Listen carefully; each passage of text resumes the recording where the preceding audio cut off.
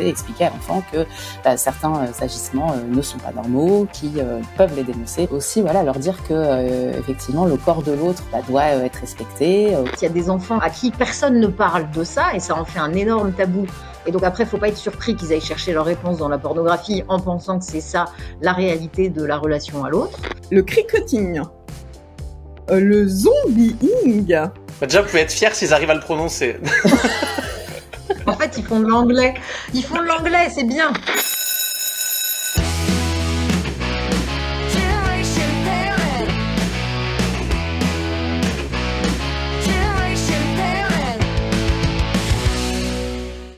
Bonjour à tous et bienvenue dans Génération Parents, le podcast qui décrypte l'éducation du XXIe siècle. Je suis Solane Boquillon-Legoisiou, fondatrice de Soft Kids et autrice du livre Préparez vos enfants au monde de demain. Chaque semaine, je vous propose de se retrouver avec mes invités autour des questions d'éducation et de parentalité du XXIe siècle.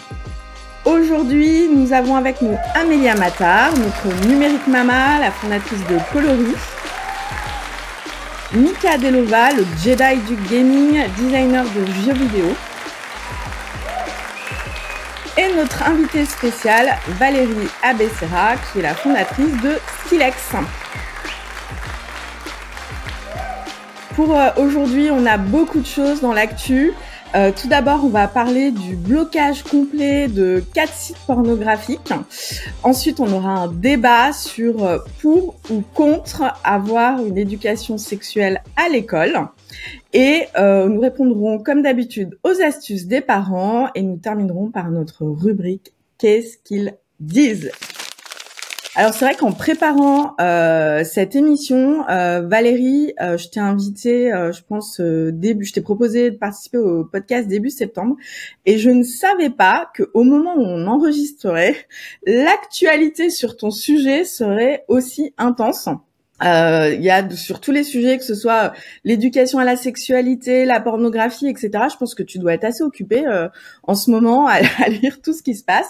Et moi, il y a quelque chose qui a attiré mon attention, c'est une petite victoire, puisque la Cour d'appel de Paris vient de dire stop à 4 sites pornographiques qu'elle a bloqués parce que ils ne respectent pas la loi concernant l'identification notamment des mineurs. Il faut savoir qu'en France, il y aurait 2,3 millions d'enfants qui fréquentent les sites pornographiques et l'ARCOM nous dit qu'il y a une augmentation de 36% en 5 ans. Alors peut-être que la pandémie y est pour quelque chose ou que l'usage des écrans et de ce type de site a vraiment augmenté chez les jeunes. Et donc il y a 4 sites qui ont été sommés soit de se mettre en accord avec la réglementation, soit d'être fermés d'ici 15 jours. Donc en fait, l'arrêté il était il y a 2 semaines. Donc aujourd'hui, s'ils ne font rien, normalement nos enfants n'auront plus accès à Xamster, Tukif, Mister Sex et Ici Porno. Enfin, moi, je pense que c'est une très bonne chose parce que les chiffres sont accablants. On a quand même 30% des mineurs qui sont exposés à du contenu pornographique. On estime qu'il y a 500 000 jeunes par jour qui se connectent à ce type de site. Et chez les garçons de 12 à 13 ans, c'est plus de 51% qui visitent régulièrement ces sites.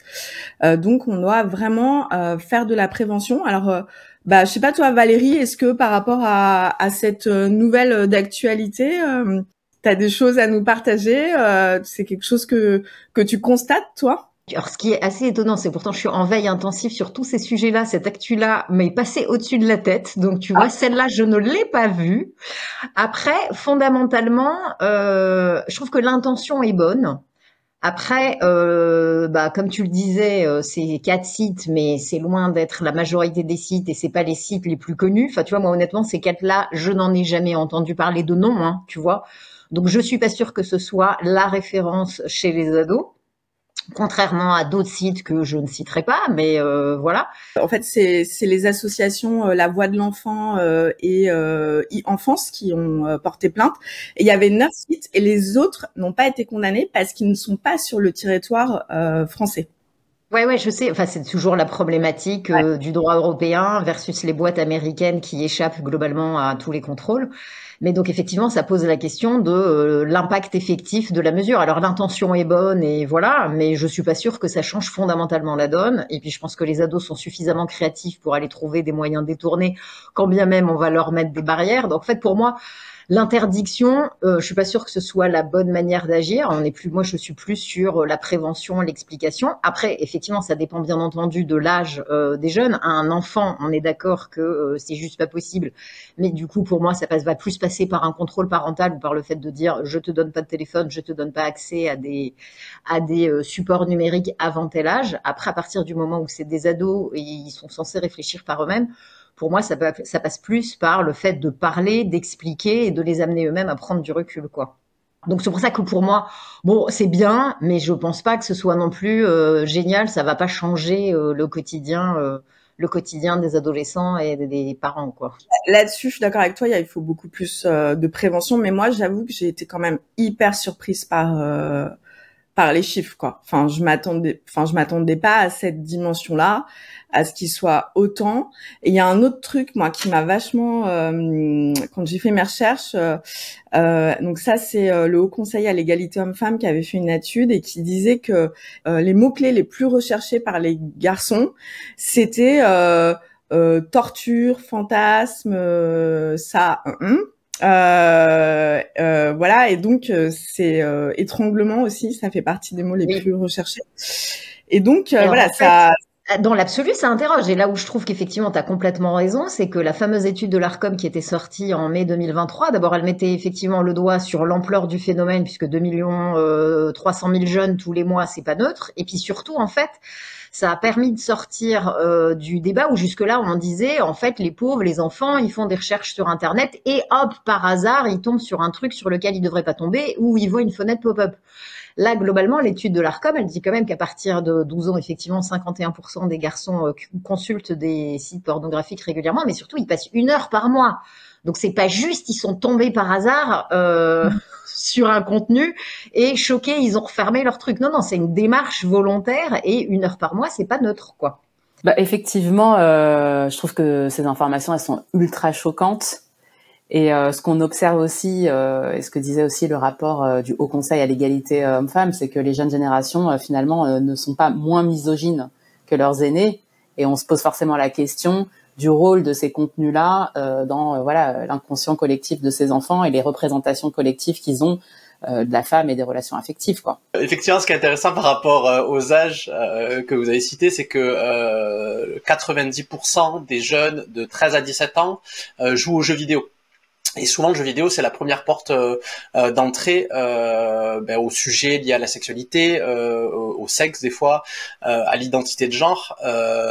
Il faut rappeler aussi, l'impact du jeu vidéo aujourd'hui sur le monde, c'est la plus grosse industrie culturelle du monde, c'est 184 milliards de dollars, c'est le double, je crois, du cinéma et de la musique, et ça touche principalement les jeunes. Et on n'a pas forcément conscience de toutes les images, les représentations, mais aussi les messages qui sont véhiculés à travers l'hypersexualisation des corps, notamment beaucoup les femmes, comme vous pouvez vous en douter, sur des jeunes en construction. Et le rapport au corps, ce qui est intéressant aussi, ça va être les rapports au corps que vont avoir des jeunes en construction par rapport aux images qu'ils peuvent voir dans leurs jeux vidéo.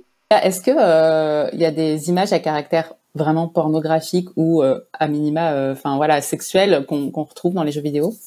Alors, pas pornographique, parce qu'on a quand même la classification PEGI qui permet de donner des âges, et notamment en Europe et tout ça. Après, je sais qu'au Japon, on va avoir des espèces de romans interactifs pornographiques. Vous le savez, les Japonais avec le sexe, c'est un petit peu compliqué. Donc, ils développent pas mal de jeux comme ça, de dating un peu pornographique, tout ça, avec malheureusement souvent des femmes hypersexualisées, avec des apparences un peu jeunes, vraiment ces stéréotypes qu'on peut voir dans les mangas. Après, dans les jeux vendus en Occident qui respectent la notation PEGI, si vous prenez des jeux PEGI 12 ou PEGI 16, normalement, il n'y a pas de pornographie. Après, il y a des scènes de sexe qui sont suggérées dans pas mal de jeux qui sont des PEGI 12. Je pense à The Witcher, par exemple.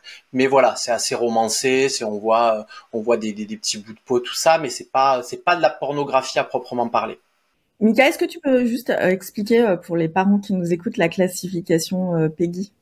Oui, PEGI, c'est la classification que vous retrouvez sur les jaquettes de jeux vidéo. C'est une indication d'âge pour le jeu. C'est pas une interdiction parce que ça prend pas en compte que le contenu violent ou pornographique, par exemple. Ça va prendre aussi en compte la difficulté du jeu. Donc un jeu PEGI 12 va être conseillé aux enfants de 12 ans et au-delà de 12 ans. Un PEGI 16, ainsi de suite.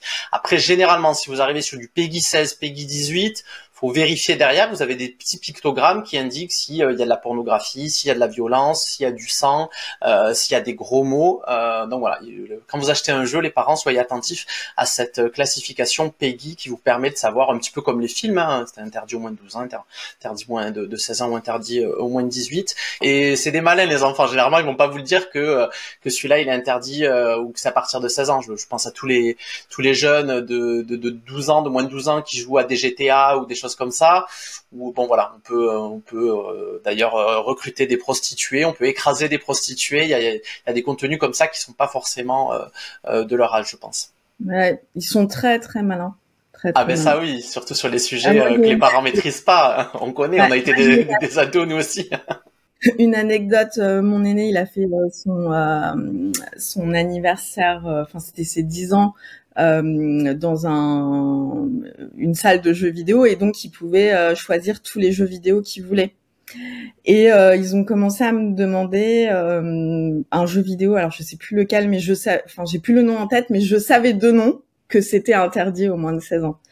Et donc il y en a un qui commençait à me dire mais moi j'y joue à la maison, et donc je lui dis écoute, je vais appeler tes parents pour vérifier. Et là tout d'un coup c'était non en fait c'est pas la peine madame. Donc, non, c'était une vidéo sur YouTube. Mais même moi je me rappelle quand j'étais jeune, les parents étaient encore moins informés, on jouait à des Resident Evil, des Silent Hill, des trucs comme ça, du contenu vraiment horrifique, et on avait pas du tout l'âge adapté à ce contenu. Donc soyons vigilants, et puis on va suivre l'actualité là sur les sites. Je sais que ça doit aussi passer en cour européenne, donc on va voir de très près comment est-ce qu'on continue à protéger les enfants. Alors maintenant, on va passer à l'invité de la semaine. Donc aujourd'hui, j'ai le grand plaisir de recevoir Valérie, qui est une entrepreneuse dans l'âme. Elle s'est illustrée par un parcours unique où elle a d'abord été directrice marketing chez Rue du Commerce, et elle a fondé l'entreprise Balinea, une entreprise qui est spécialisée dans les services du bien-être. Et après la revente, je crois, tu as revendu Balinea, ouais. Tu as décidé de monter une nouvelle entreprise qui avait du sens, qui avait surtout de l'impact sociétal, et donc tu as fondé Silex. Alors est-ce que tu peux nous expliquer comment t'es venue cette idée, et deux, comment ça fonctionne Silex? Alors, comment m'est venue l'idée ? Effectivement, j'ai revendu Balinea en 2019, et donc après un cycle de 8 ans assez intensif, je me disais, ok, je fais quoi de ma vie maintenant ? Assez vite, je me suis dit, il faut que je remonte quelque chose. Et comme tu l'as dit, c'était impératif pour moi que ce prochain projet, en fait, ait un impact sociétal. C'était vraiment, moi, le but fondamental derrière ça. Donc, je cherchais en fait des problématiques à résoudre sur des populations fragiles. Donc, je regardais effectivement des sujets autour des femmes, des enfants, des personnes âgées. Et en fait, je suis tombée sur des études, donc notamment certaines des études qu'on a citées précédemment. Donc la première dont on n'a pas parlé, c'est la recrudescence des IST. Donc ça aussi, il y a une étude qui était sortie en 2020 quand je commençais à réfléchir, et il y en a une autre qui est sortie là, un rapport de l'OMS qui met en avant la recrudescence de l'IST et le fait que les jeunes en fait ne se protègent plus, n'utilisent plus de préservatifs. Et ensuite, donc ça c'était le premier angle qui était, on va dire, un angle un peu d'enjeu sanitaire. Le deuxième, c'était effectivement plus, alors ça c'est les sujets qu'on a un peu évoqués quand on a parlé du porno.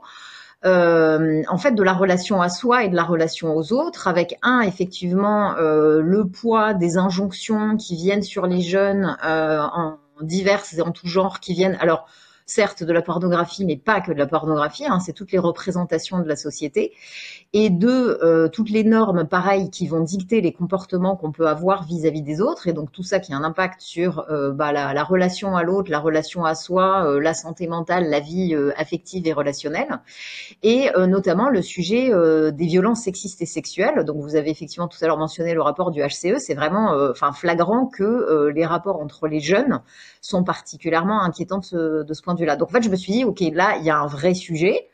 Et en fait, même si c'est vrai que l'éducation à la sexualité, on a tendance, enfin souvent, on a l'impression que c'est uniquement le côté maladie, donc effectivement les infections sexuellement transmissibles ou de manière un peu complètement, enfin justement biaisée, on a l'impression qu'on va apprendre aux enfants des pratiques sexuelles. Donc évidemment c'est tout sauf ça. L'éducation complète à la sexualité, c'est vraiment comprendre comment fonctionne son corps, savoir poser des limites sur qui je suis, avoir une bonne estime de moi, pouvoir me positionner dans ma relation à l'autre et dans ma relation à la société. Et en fait, en creusant ça, je me suis rendu compte que ce sujet-là de l'éducation à la sexualité, et ben bien qu'on soit en 2020, il était pas du tout abordé de manière intéressante pour les jeunes sur le net, en fait, en numérique. Donc là, j'ai repris ma casquette entrepreneur numérique et je me suis dit, bon, ok, moi, à mon époque, il y avait rien, mais c'est normal. Papa, c'est quoi cette bouteille de lait? Papa, comment on fait les bébés?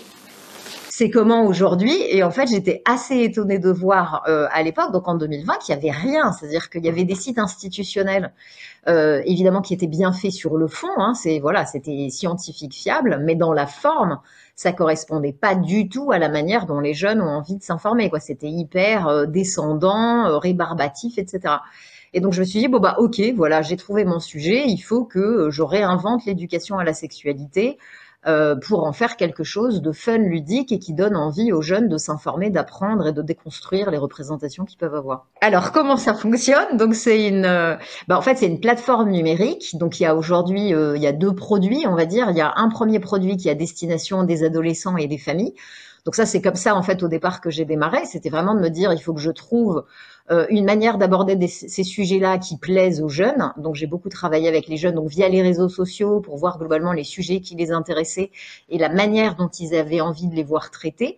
Donc, globalement, ça passe beaucoup par des vidéos et par des jeux. Tu dis ado, c'est quoi la tranche d'âge? Alors pour moi, c'est vraiment entrer dans la puberté jusqu'à ce qu'il commence à devenir sexuellement actif. Donc si je schématise, c'est 10-17 ans, hein, globalement 10-18 ans. Et après, effectivement, quand ils deviennent jeunes adultes, dans la manière dont on aborde les choses, ils vont trouver ça bébé.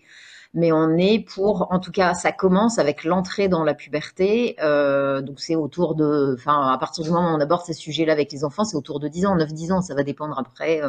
Ça va dépendre de l'âge et de la maturité de l'enfant. Donc au départ, je suis rentrée avec une plateforme pour les familles et en construisant les contenus de manière à ce qu'ils plaisent aux jeunes, donc avec un système de points sur les jeux qui du coup ça gamifie, ça leur donne envie d'apprendre.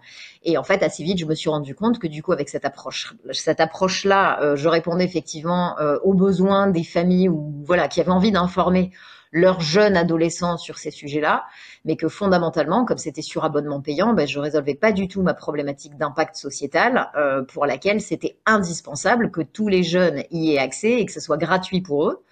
Et donc, on a développé en fait une deuxième solution qui est une ressource à utiliser en classe dans le cadre des séances d'éducation à la sexualité à l'école. Très bien. Et du coup, ce qui va nous amener à notre débat sur l'éducation à la vie affective et sexuelle. Est-ce que c'est l'affaire de l'école? Donc, pourquoi est-ce que j'ai décidé de faire ce débat? C'est parce que, c'est revenu un petit peu sur le devant de la scène puisque la nouvelle ministre Anne Gente a été auditionnée au Sénat sur ce sujet. Il y a 10 jours. Et donc, elle a pris position pour une refonte du programme d'éducation sexuelle en vue de la rentrée 2025. Et à côté de ça, donc faut savoir que depuis 2001, on doit faire 3 heures d'éducation à la vie affective et sexuelle et qu'en fait, il y a un sondage du collectif Nous Toutes qui nous montre que seulement 13% des élèves bénéficient réellement de ces séances, donc en fait rien du tout quoi. Et souvent en fait c'est les professeurs d'SVT qui vont faire ça et du coup c'est très on va dire technique, on oublie toute la partie affective, on parle pas du tout du consentement, etc. Mais y a des voix qui s'élèvent contre ça, et notamment il y a une pétition de l'association SOS Éducation qui s'appelle « À l'école, enseignez-moi les divisions, pas l'éjaculation », qui a obtenu 70 000 signatures pour exiger l'interdiction de l'éducation à la sexualité dispensée à des enfants de moins de 12 ans. Voilà, donc on voit que ça fait débat et c'est pas la première fois que ça fait débat. Alors moi, je pense que les personnes confondent vie affective et sexualité et non. Je pense que apprendre le consentement à des enfants dès la maternelle, ce n'est pas leur apprendre l'éjaculation. Mais bon, il y a des fois des raccourcis qui sont faits, mais je pense que c'est important d'en parler. Et de savoir un petit peu pourquoi est-ce que c'est important de le faire à l'école. Alors toi, Valérie, pourquoi est-ce que tu penses que c'est important d'avoir ce type de cours à l'école? Alors, pour moi, c'est même pas que c'est important, c'est que c'est indispensable. Donc, tu l'as rappelé, il y a une loi de 2001 qui, en fait, rend obligatoire 3 séances par an de la maternelle au lycée, tout au long de la scolarité.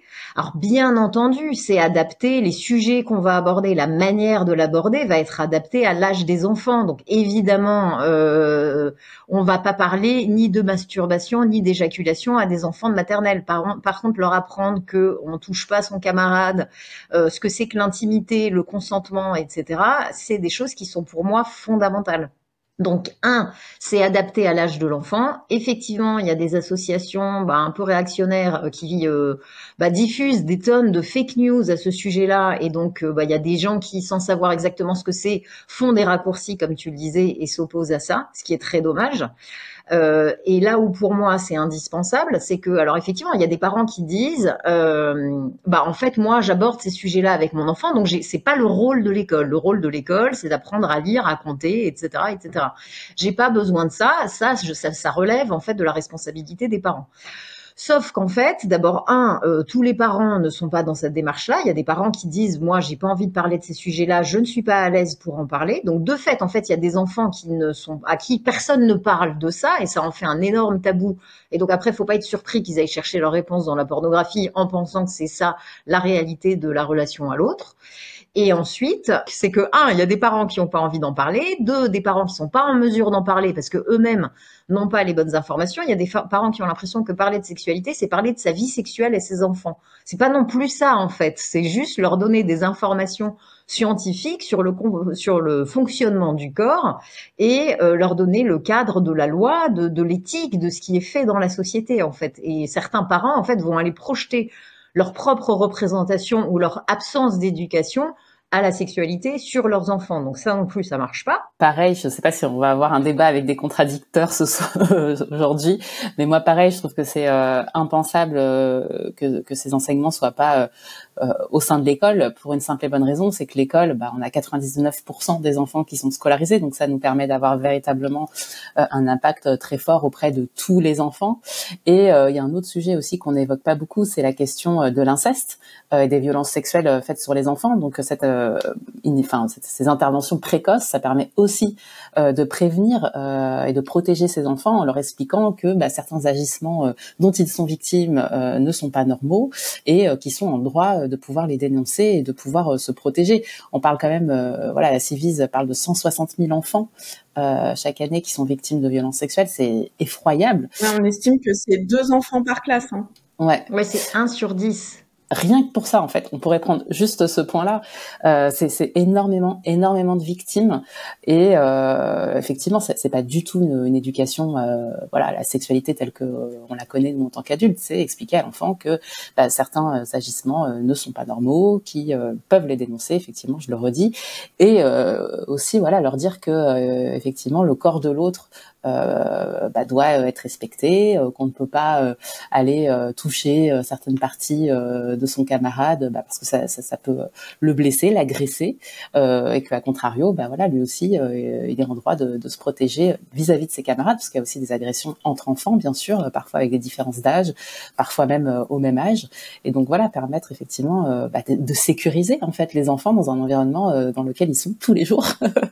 Donc moi, ça me paraît assez évident, quoi. Je sais que chez Safe Kids, dans le programme Esprit Critique à l'école, on leur explique les biens conscients et c'est leur expliquer que ce qui se passe chez soi n'est pas forcément la vérité et ce qui se passe chez tout le monde. Et c'est vrai que c'est très important. Oui, il y a des choses que les parents vont transmettre leurs valeurs, un certain nombre de choses, mais il y a aussi des choses où il faut inévitablement ouvrir l'esprit des enfants. Et l'école, elle est quand même là aussi pour cette ouverture d'esprit, quoi. Oui, puis il y a un autre sujet important, c'est tous les sujets liés à l'orientation sexuelle et à l'identité de genre, où effectivement les parents sont pas forcément outillés et on a besoin d'avoir des informations qui viennent de personnes aussi potentiellement neutres ou objectives, puisque c'est des sujets qui sont pas faciles à aborder dans les familles ou dans le contexte dans lequel on vit. Donc bon, ça va pas être un débat où on va tous être d'accord hein, sur ce débat, ça va être un débat facile. Bah après, j'ai peut-être une réserve que je dirai après. Le taux de suicide qu'on peut avoir chez les enfants qui découvrent leur homosexualité. Je pense au petit Lucas qui s'est suicidé, je crois il y a quelques années maintenant, 1 ou 2 ans. Lucas, 13 ans, qui s'est suicidé puisqu'il était harcelé à l'école en raison de son homosexualité, que lui il a découvert assez tôt. Après ça dépend, hein, effectivement, on découvre pas forcément tous au même âge, mais la maison et la famille n'est pas toujours le lieu où on peut en parler, notamment selon la confession religieuse ou le cadre familial ou la limitation intellectuelle sur ces sujets-là des parents. Moi, ça a été mon cas, c'était assez compliqué. Alors heureusement, j'en ai pris conscience assez tard. Et en ça aussi, le jeu vidéo, hein, désolé, je reviens un petit peu sur mes sujets, a aussi une responsabilité parce que ce que j'explique assez souvent, c'est que ce soit à l'école ou que ce soit à la maison, dans certains foyers, notamment les foyers modestes, on n'a pas toujours des livres, on n'a pas toujours accès à l'éducation, mais il y a souvent la console de jeux vidéo. Et la console de jeux vidéo et les jeux vidéo, c'est souvent effectivement la première entrée. Donc c'est important de traiter de ces sujets-là. Je crois que ma première relation homosexuelle, je l'ai vécue dans les Sims, comme beaucoup de personnes, ne serait-ce que par curiosité. Donc il y a beaucoup de jeux comme ça qui permettent un petit peu d'explorer sa sexualité, son identité de genre. Alors, je dérive un peu sur les jeux vidéo, mais c'est aussi donc la responsabilité de l'école, mais aussi celle des jeux vidéo pour moi. Alors, si on veut amener un petit peu de contradiction dans le débat, moi, là où je m'interroge, c'est sur, là où je pense qu'il y a un vrai trou dans la raquette à l'éducation nationale pour que ce soit bien fait, c'est la formation. C'est comment est-ce qu'on s'assure que le personnel de l'éducation qui va délivrer ça est bien formé. Alors c'est peut-être que là que Valérie, une solution comme Silex va pouvoir les accompagner. Mais c'est vrai que je pense que la peur, c'est pas tant que l'école forme à ces sujets, c'est que la personne qui va en parler à notre enfant, on n'est pas sûr qu'elle soit forcément outillée pour utiliser les bons mots. Ouais, je pense que ça, c'est le deuxième niveau, tu vois. Je pense qu'honnêtement, dans la peur première, c'est la peur qui est alimentée par les fake news sur qu'est-ce qu'on aborde et qu'est-ce qu'on dit aux enfants, à quel âge.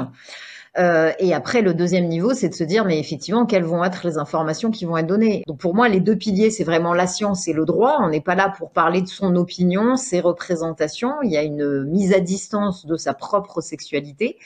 Et après, fondamentalement, c'est quand même, ça fait partie, je dirais, cette logique de mise à distance, d'éveiller l'esprit critique, c'est quand même le rôle des profs. Hein, ça fait partie du rôle de prof.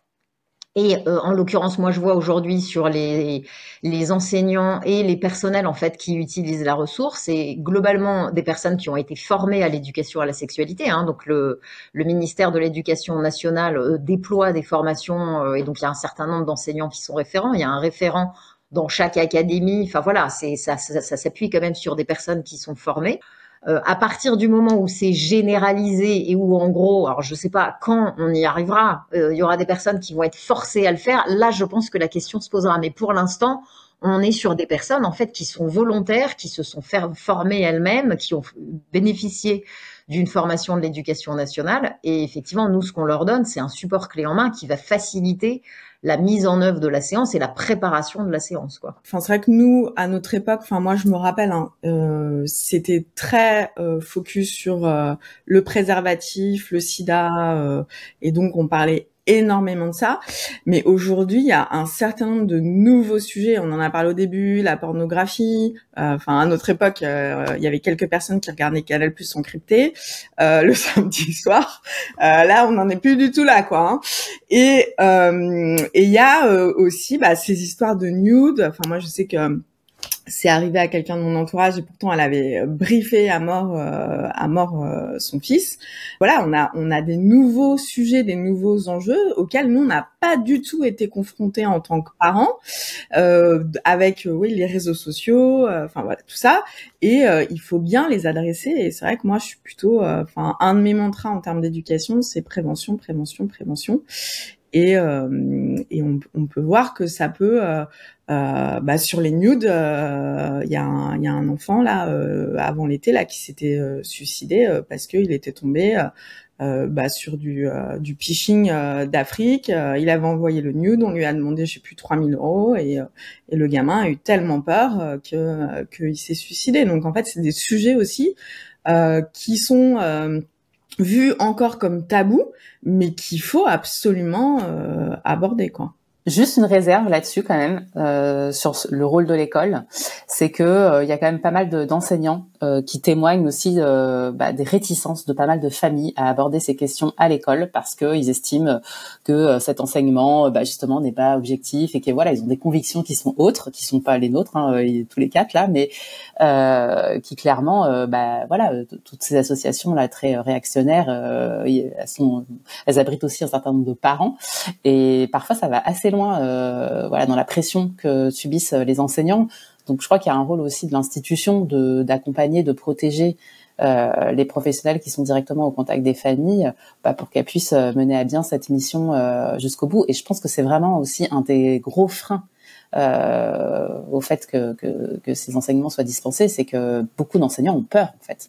L'autre solution qui existe, et je crois que ça se fait déjà parce que j'avais entendu parler, c'est des associations qui interviennent directement dans les écoles, comme le Refuge ou l'autre Cercle, et qui font venir des professionnels des sujets, qui du coup sont des personnes externes, et ça règle un petit peu le problème du professeur qui est pas forcément outillé ou qui a peur d'aborder ces sujets par rapport aux familles.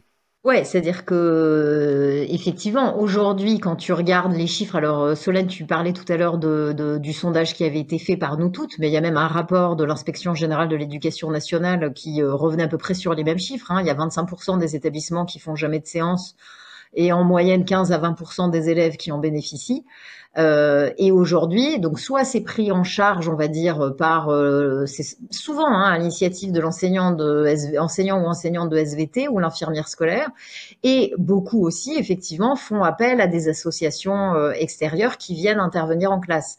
Moi, la limite que je vois à ce modèle-là, c'est que de toute façon, les associations, elles sont pas en mesure d'intervenir sur tout le territoire 3 fois par an, dans toutes les classes, tous les niveaux. Et deuxièmement, l'autre limite de ça, c'est que tu as des associations parfois qui sont ultra militantes, ce qui n'est pas le cas de toutes, mais qui sont ultra militantes. Et tu peux avoir, moi j'ai eu des retours aussi là-dessus, d'enseignants ou de chefs d'établissement qui à un moment se sont dit mais waouh, on a complètement perdu le contrôle sur ce qui a été dit aux jeunes. Et pour moi, c'est pour ça que le fait que ça soit pris en main par l'école, par les équipes éducatives qui sont là pour garantir les valeurs de la République, ça me semble quand même fondamental, quoi. Et après, s'appuyer sur des associations externes, c'est bien, mais pour moi, c'est en plus et en s'assurant bien de ce qui va être dit et que ça soit bien conforme. On n'est pas là pour faire du militantisme à l'école, quoi. Si on va passer à la rubrique au secours, donc t'en as un petit peu parlé Valérie, mais donc là c'est un parent qui nous dit « Je me sens pas à l'aise avec ces discussions, quelle alternative existe-t-il pour que mon enfant ait tout de même accès à une éducation affective, mais j'ose pas lui en parler ».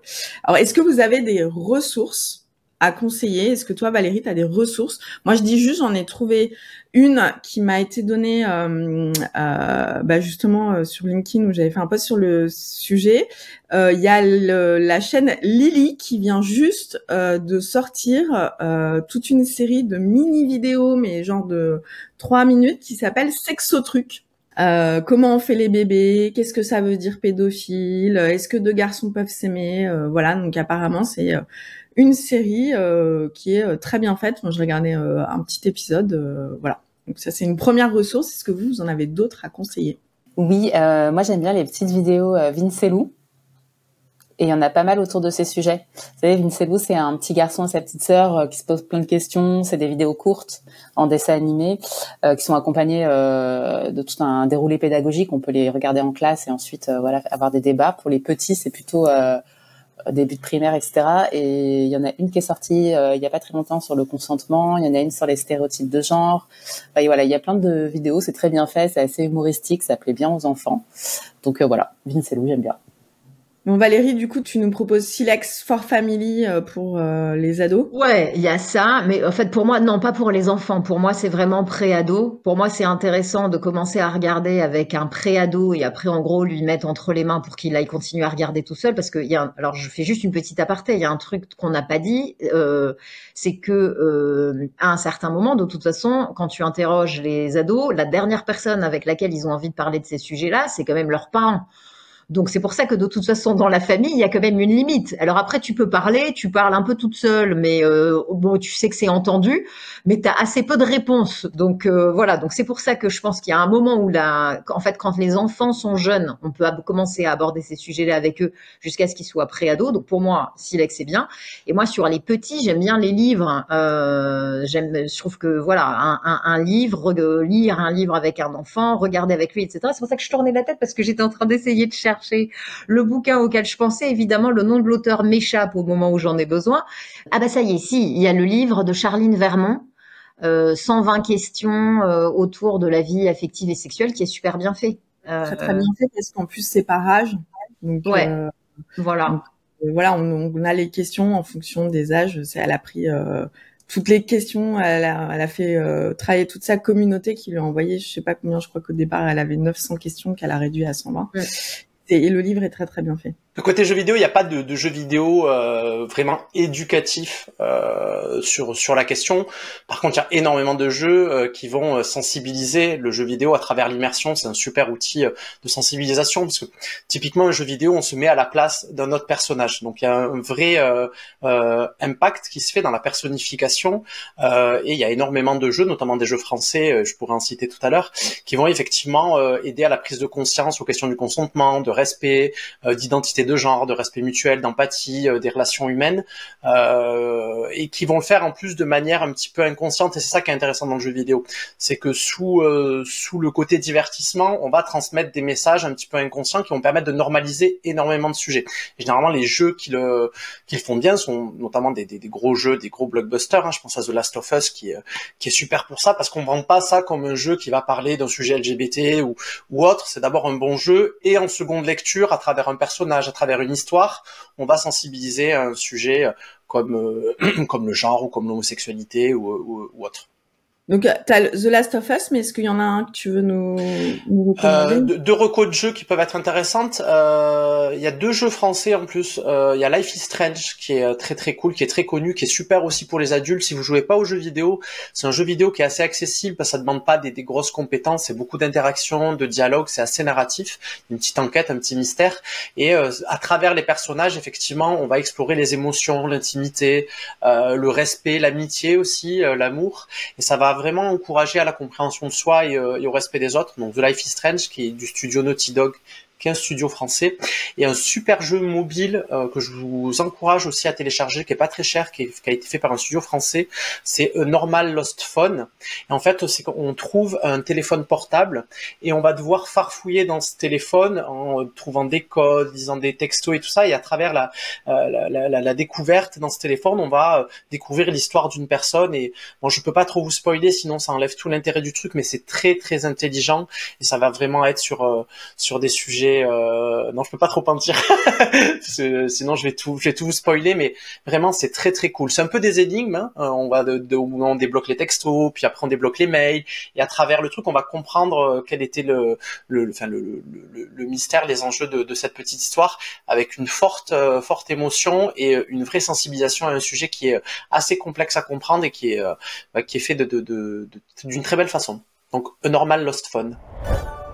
Eh ben, on va passer à la dernière rubrique, ma rubrique préférée, la rubrique « Mais qu'est-ce qu'ils disent ?» Donc, on va parler de l'art de la relation amoureuse chez les ados. et tous ces nouvelles terminologies qui sont très anglo-saxonnes pour le coup, pour parler des relations amoureuses 2.0. Donc je vais vous donner des mots et je vais vous demander, Valérie, Amélia et Mika, de me dire qu'est-ce que ça veut dire ces mots. Alors il y en a, je pense, qui sont aussi maintenant utilisés par les adultes, mais il y en a que moi j'ai découvert et que je connaissais pas. Alors, le premier, assez facile, le ghosting. Alors c'est quoi le ghosting? Oui, ça c'est quand on calcule plus quelqu'un. Ouais. Le ghosting, c'est l'art de disparaître sans un mot. Donc c'est quand la relation amoureuse se termine sans aucune explication. Ça se fait en amitié aussi, le ghosting, malheureusement. Ou même professionnellement. Oui, il paraît que les DRH se font de plus en plus ghoster. Après, le zombieing. C'est quand on a quand il réapparaît, c'est ça, tout à coup? C'est ça. C'est quand un ghosting, il réapparaît et sans explication, il renvoie un message et il relance le contact. Dans l'espoir de renouer la relation. Et puis la personne était revenue à la vie, ouais. Ok, ouais, c'est logique. Le cricketing. Vas-y, on dit. C'est se faire désirer de façon numérique. C'est ignorer un message pendant un certain temps pour créer de l'attente. L'autre voit que le message a été lu, mais ne répond pas tout de suite, laissant place à la mystère et aux questions. Comment tu dis que ça s'appelle? C'est une astuce de ces... Cricketing. Ok, c'est le fuis-moi je te suis, suis-moi je te fuis, quoi. C'est ça. C'est une stratégie de séduction, ça. Ouais. Le fire dooring. C'est quand le message a pris feu. C'est ouais. C'est référence. Dans un seul sens, quoi. Ouais. C'est l'amour à sens unique. C'est la référence à la porte coupe-feu qui ne s'ouvre que d'un côté. C'est une relation déséquilibrée où un partenaire semble investi et l'autre pas du tout. Mais n'empêche, je trouve que c'est très juste sur toutes les nuances de la relation, quoi. Ça permet de mettre des mots. Ouais, mais ado ou pas ado, globalement. Oui, ah bah oui, ouais. complètement. Enfin, si on a vécu tout ça avec la même personne, c'est un red flag quand même. Là.